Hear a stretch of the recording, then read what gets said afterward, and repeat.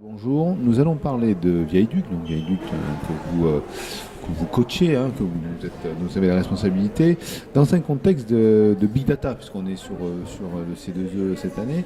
Et a priori, donc, vous allez utiliser, ou vous voulez utiliser Viaduc comme source de données sur les utilisateurs pour l'évolution du métier d'enseignant. Alors, rappelons un petit peu pourquoi vous avez créé Viaduc, et après on ira un peu plus loin. Merci de me proposer de présenter cette problématique. Viaduc, le réseau social des enseignants, a été lancé il y a 18 mois pour répondre à une problématique, un sujet qui consistait à accroître la dimension collaborative du travail entre enseignants. Ce qu'on observait de manière intuitive et sur le terrain, c'est que les enseignants collaborent entre eux, mais souvent à une échelle locale, micro-locale, et qu'on avait insuffisamment de mutualisation, de capitalisation sur cette collaboration entre enseignants.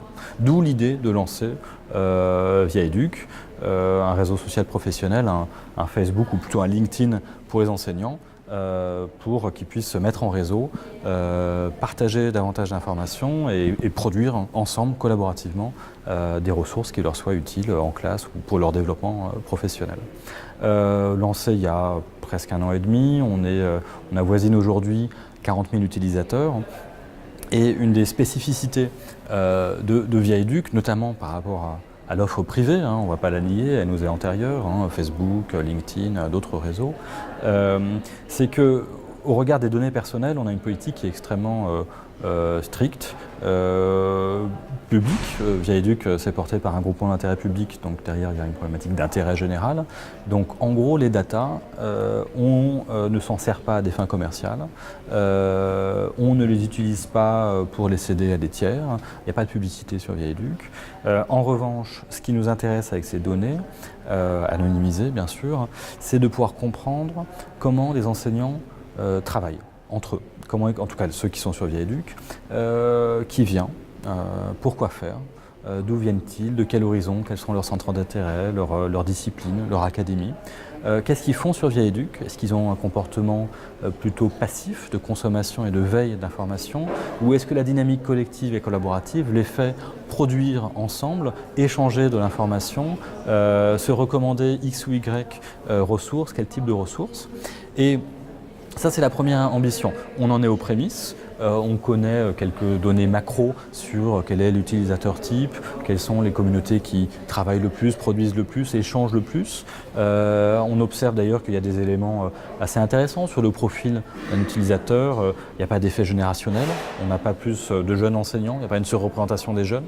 On a un effet géographique, on a beaucoup d'enseignants qui viennent d'académies qui souffrent d'un relatif éloignement géographique, ou en tout cas avec une grande surface géographique. On a beaucoup d'ultramarins ou d'enseignants de l'académie de Besançon, Limoges, Poitiers également. Et donc là, le facteur géographique est assez important.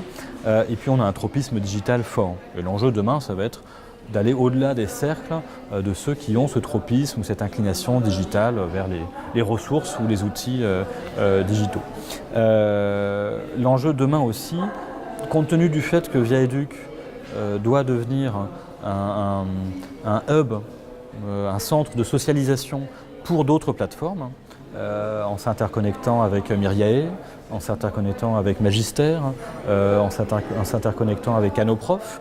En gros, Viaduc va être une plateforme qui permet d'enrichir, de socialiser les autres services, de donner cette couche sociale de commentaires, de partage à d'autres services qui existent par ailleurs. Et ça va être intéressant en termes d'analytics, parce que ça nous permettra de voir quelle est l'utilité et l'usage qui est fait, non seulement de Viaduc, mais des autres plateformes également. Quand on va sur Canoprof, pour produire des scénarios pédagogiques, comment on travaille, avec qui, est-ce que c'est des communautés différentes de celles avec qui on échange sur Viaduc? Quand on va sur Magister, est-ce qu'on reste en contact avec les communautés des stagiaires qu'on a côtoyées pendant la formation sur Magister?